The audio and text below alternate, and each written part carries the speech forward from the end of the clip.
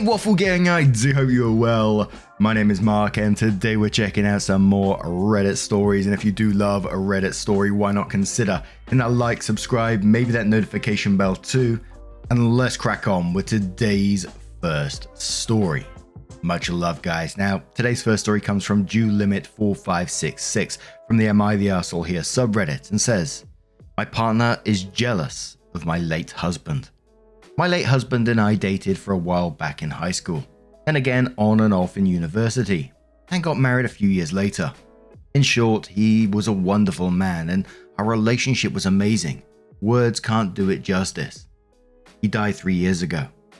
My current partner was a mutual friend of ours. He basically knows a lot about my past.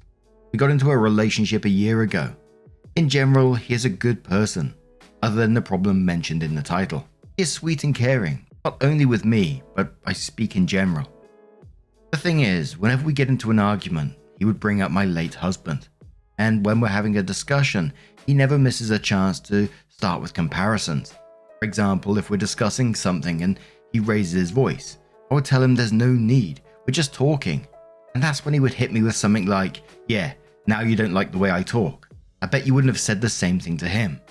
Or when we're arguing about something, he would finish with, I'm sure it was never like this with him. When he moved in with me, I called him once by my husband's name. I don't remember doing it, but he was sure, so I apologized to him. He's the first man I ever got close to after what happened, and I'm not gonna lie, I knew my late husband for years, and it wasn't easy for me to accept he's gone and adjust easy, so I might have. I know it was wrong, but I really didn't intend to call him by his name. He never let it slide though. He still brings that incident up sometimes. One day we passed by a nearby restaurant and he said it seems like a good place. I said, yeah, it is. I've been there a few times. He instantly asked me if it was with my husband. I said yes. Then he started with, of course it's a good place for me and how we can't go there now because the only thing that would be in my mind is my husband. I snapped at him and told him to stop this shit and never bring it up again. He apologized but never stopped. When we were still friends, I was still wearing my wedding ring, but took it off when we started dating. One day and out of nowhere, he asked me about the ring. I said it's in my closet. A month ago, I noticed it wasn't there. I wonder if it disappeared before then and didn't notice until a month ago. I did ask him about it and he said he has no idea. The thing is, it's only the two of us. We rarely have people over. When I get in an argument or when I'm around raised voices, my eyes well up with tears. Not I'm about to cry way, but it's noticeable enough. So when we argue about bringing him up and how he should stop with comparisons, he would get frustrated and said that I'm still in love with him and I would never forget about him and how I'm about to cry thinking about him. What? My eyes literally be like that even when we're arguing about something else. Like I said, he's a good man in general. He cares about his family and like a father to his little brother. He's affectionate with me and sweet and all. The way he keeps bringing up my late husband is annoying. I never give him a reason to and never bring him up. I'm thinking about breaking up with him, but I don't know how. Because I know he will blame it all on me and his obsession with how I can't get over my late husband and used him to forget him. At the same time, I don't know if this problem is worth breaking up over. I know I might seem selfish for deciding to end things because of this, but the constant reminder isn't doing me good. What should I do? Now, because of the rest of the story, the part where you said your late husband's name accidentally and he accused you of that, I'm not sure you did. You wasn't sure yourself, and it sounds like because of the context of the rest of the story that he's just trying to throw that in your face, just trying to manipulate you in some way. And let's face it, he's definitely taken that ring and done something with it. This is breakup worthy. I can't see things changing. It's going to be constantly thrown in your face time and time again. And is this the way you want to live? It's as simple as that to me. We see it in many of these stories where it says, oh, you know, he's a good guy, but really, is he? Look at the behavior he's showing right now. Look at the way he's treating you. And I don't mean any disrespect when I say this, but he's competing with someone who's not here anymore. It's bizarre. I understand some people can be insecure, etc., but at some point you need to take a step back and realize, shit, what the hell am I doing here? And it doesn't seem like he's going to do that. But electrical worker says not the arsehole. He sounds like an emotionally abusive liar and thief. Dump him or seek counseling, but don't continue to live like this. Serious Hat says definitely weaponizing his insecurities at you. I don't know if this problem is worth breaking up for. This treatment is absolutely wild on so many levels. Take a minute to step back and think if a friend of yours explained to you exactly that. What would you say? Can you imagine yourself living the rest of your marriage with him holding this over your head? You addressed it, told him how you felt and asked him to stop and set a boundary. He apologized and breezed right through it. That's the start of a toxic behavior. No one can promise that you'll find another great man like him, but I'm 100% sure you'll find one that won't hang your dead husband's memory over your head. On another note, it sounds like you probably strongly disliked your husband while he was alive, but I'll let his therapist dig there. I'm sorry if I sound rough and rude, but I'm upset for you right now. Please do what's best for your mental health and future and leave him. Don't sell yourself short. Grim Trick says not the arsehole. He's not a good man. He's putting on a facade, but is definitely some kind of arsehole. How did your husband die? I'm not saying this friend had anything to do with it, but I can't say no to it with his behavior. He sounds jealous, yes, but he also sounds a bit obsessive. Do you know if this man was into you while your husband was alive? Did you know him before you met your husband, or were they friends and you met him afterwards? He throws up a lot of red flags. If he thinks you aren't over your former husband, then why would he date you? This man is religious and he doesn't like the thought that you were with someone before him. There's a lot wrong with this scenario. Try couples therapy and bring this whole thing up. He's hiding something. I hope it's nothing nefarious. But I'm getting the "I'm the reason your husband is dead" guilt type vibes. Oh golly gosh, this is taking a dark turn. Autumn Leaf says, "You're not the arsehole and I'm so terribly sorry about your husband. I can't imagine going through something like that at all. I literally cannot even bear to think about it, and I have absolutely no idea how I'd survive that sorrow and devastation. I have no idea how I'd ever survive losing the person I love most in the world. So I am terribly sorry for your loss, and I truly hope you have found healing. God bless you and your husband." So, shortly after, OP came in with her update and said, "We broke up, but things got more complicated. We didn't end things in good terms. I tried my best to explain to him how his actions affect our relationship, but he wouldn't understand. When I made it clear that I'm done, he then admitted to taking the ring and promised to give it back and suggested we started couples therapy. The way he talked, the moment he admitted that he took the ring, everything scared me, but I stood my ground and made it clear that we are done. When we were just friends, he never acted this way. I mean, you wouldn't know this man is capable of such things. Also, he tried to blame me for it all. But I never saw things from his perspective, that it's hard to be with a woman you know a lot about, was married, what's wrong with that? He also said that it was hard for him to try and be better than my late husband because he saw the way he loved me and thought he would never be enough for me. Anyway, we broke up. He's taking his sweet time packing his things. He owns an apartment but is still acting like he's being kicked on the street. We don't talk. He stayed in the guest room until he finished packing, and he still didn't give me the ring back. That's all. Thank you." So OP leaves a comment below which explains a bit about the partner's behavior towards her late husband, and if she's mad about it, OP says, "I'm not mad at him. I'm mad at the way he never let me move on with my life a little. He never missed an opportunity to bring up my late husband and start comparing. He even accuses me of thinking about my ex more than him. I never really gave him a reason to. I just wanted a normal relationship where my partner respected me more than to keep bringing up my past just because. Actually, I'm mad at him. To be honest, I just can't get past the fact that he stole something from me just to punish me for whatever reason he believes. He didn't just steal for the sake of stealing. It's my ring from my late husband." So a lot of people were concerned about OP's safety after this advice and, get someone over with you, come help you, etc, etc. He sounds like a bit unhinged at this moment in time. OP came in with a final update and said, "Like most of you advised me, I had my sister and her husband come stay the night with me. My brother-in-law helped him the next day with packing. My ex literally had nothing left to pack, but brother-in-law helped him move his things out of the guest room. He also offered to help him move his stuff to his apartment. He refused and called his stepfather instead. He did give my ring back by throwing it at my face after I threatened to report it as stolen. Yeah, I know, and called me every name you can think of, along with accusing me of jumping into bed with him right after my husband died. I didn't. I never really got close to anyone for 2 years, and he was the one who helped me get through it all. That's why I thought getting into a relationship with him when he initiated was the right thing to do. Anyway, I didn't let him get on my nerves at first, but when he said, "If you could see how much you've changed, I'm sure he would ride that motorcycle again just to get away from you." I lost my husband to an awful motorcycle accident. Both of us used to ride. I never did again after what happened. I lost it and threw my phone his way, which I'm not proud of now. It did hit his arm, but my sister grabbed me from behind to stop me from doing anything stupid. My brother-in-law kicked him out as politely as he could. Brother-in-law is a gym freak, and both my sister and I had to stop him from doing anything to avoid getting into unnecessary trouble. My sister is still with me. Her husband can't stay because my place is 2 hours away from his work.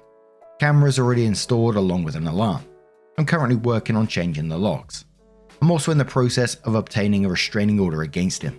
His words are still echoing in my head and made me realize I have to consider starting therapy. I really didn't grieve properly.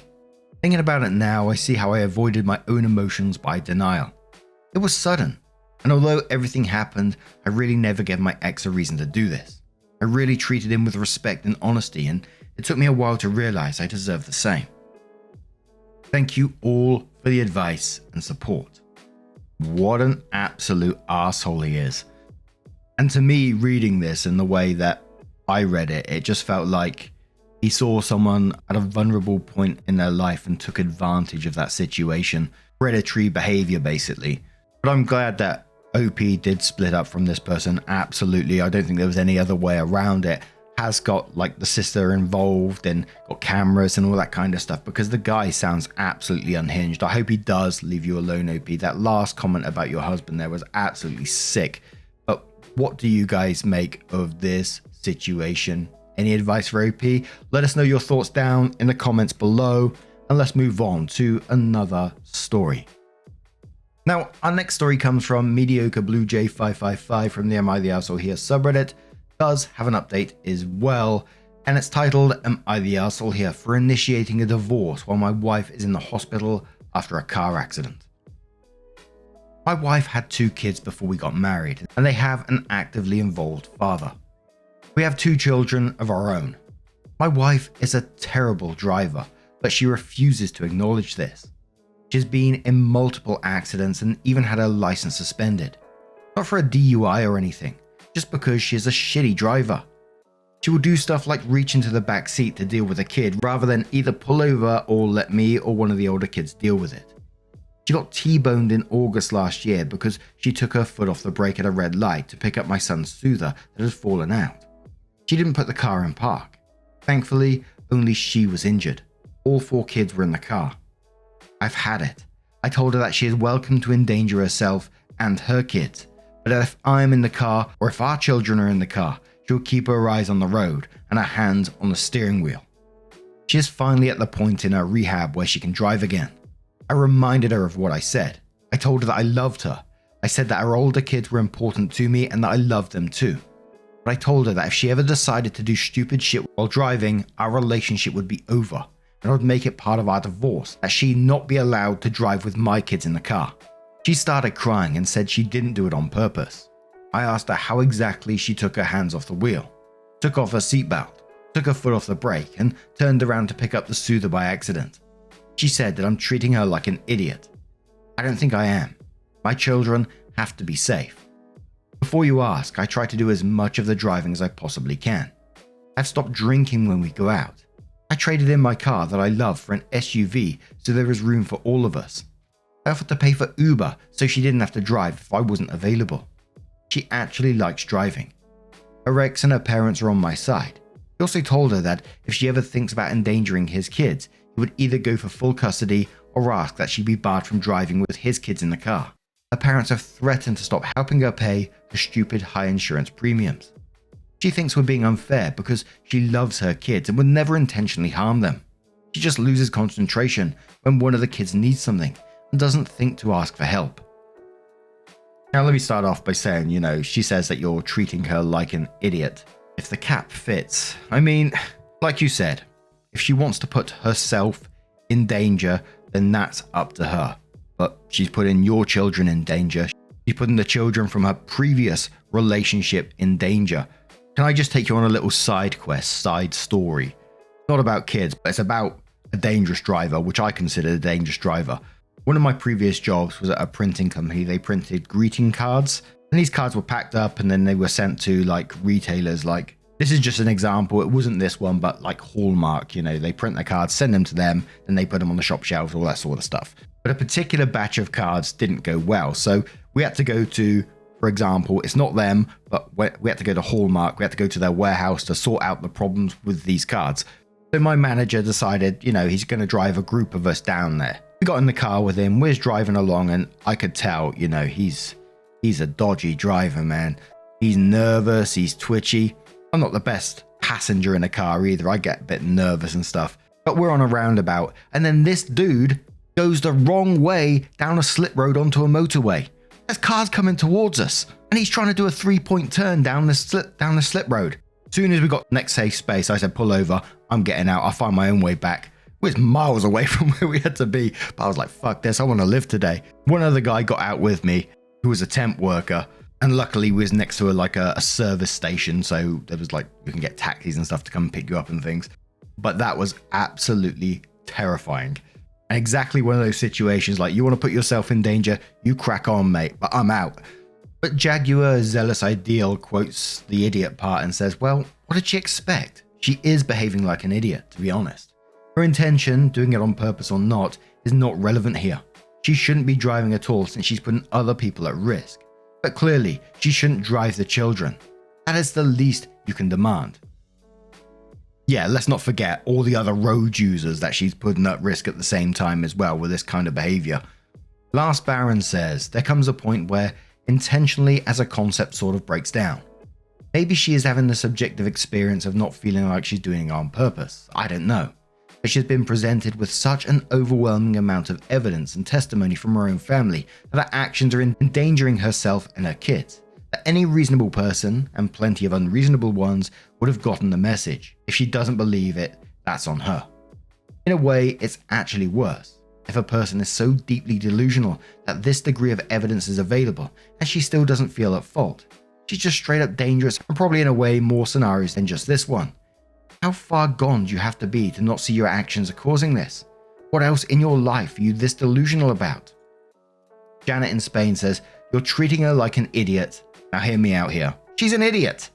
What mature, responsible adult pulls that shit while driving? If losing her license and being in multiple accidents wasn't enough to show her that she has a serious problem, I doubt your threat will either. Every time she does one of these stupid actions, she is intentionally harming her kids, or potentially harming.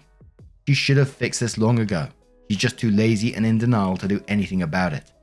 You and her ex should both put your foot down. No more driving unless she is the only person in the car. Period. No exceptions. Any breach of that agreement will be grounds for leaving. By giving her more chances, you're continuing to endanger your kids. Not the arsehole, but don't let this slide. So 7 weeks later, OP comes in with another update and says, my wife was involved in a single vehicle accident. She was seriously injured, but thank goodness no one was in the car with her. I spoke to her about her driving habits and I warned her. I went to see her in the hospital and then I went to a lawyer. I'm also going for full custody with only supervised visitation for her. I'm sick to death of her driving habits and will not wait for her to injure or kill one of our kids with her bullshit. I feel bad for doing this while she's in hospital and facing charges, but I can't take any more chances on her. First commenter says, not the arsehole, I remember your last post, protect yourself and your kids. OP says, I can't believe it happened this quickly. I'm just glad none of the kids were with her. Same commenter replies saying, I definitely understand that. Has she said anything about the new accident? Realized that she got a problem. If I remember, she was very upset about you stating that she should not drive with the kids in the car anymore. OP says she left some paperwork in the back seat, so she parked, then went to grab it. Unfortunately, she left the car in gear and stepped on the gas and drove into a canal by the mall. I'm just done. Stephanie says, so even after she caused the accident last time reaching for the soother, she still managed to do nearly the same maneuver, reaching into the back seat for something without ensuring the car was properly parked and cause another accident. She's a lost cause. They need to permanently take away her license. She's a danger to herself and every person on the road, pedestrian or driver. Or anyone driving a boat by the sounds of it. Not the arsehole OP. Keep your kids safe. Let the ex-husband know your plans and the situation as well. I'm sure he's going to want to push forward on his custody fight as well after this. If her parents are still on your side, make sure you keep their line open for the kids too. And final comment says, not the arsehole. You told her what you needed from her to keep your marriage intact and give you peace of mind. Consequences of ignoring you is on her. Yeah, you gave her the warning, she didn't listen to it, and now these are the consequences of her actions. You know, I wouldn't want to live like that either. Imagine just being sat at home, even if she's gone out by herself, you're waiting for that knock on the door that something's gone wrong, you know, hurt herself, potentially killed herself, someone else on the road, taking your children out in a rush, had an accident. There's just so much wrong. And even if it wasn't something as extreme as that, which I'm not playing it down in any way, but the cost of this as well, the insurance premiums and damage to various cars. How much does it cost to get a car out of a canal? Does that come back on you? I don't know. Damage to property. This is all going to fall on your marriage just because of her negligent behavior, her dangerous behavior. Yeah, I don't blame you for it whatsoever. But now I'm going to turn this one to you guys. What do you guys make of this situation? Let me know your thoughts down in the comments below. And just a huge thank you from the bottom of my heart for getting involved in today's stories. Your love, your support, your time always means the absolute world to me. So thank you so much. And hopefully I'll see you in the next one. Take care and much love.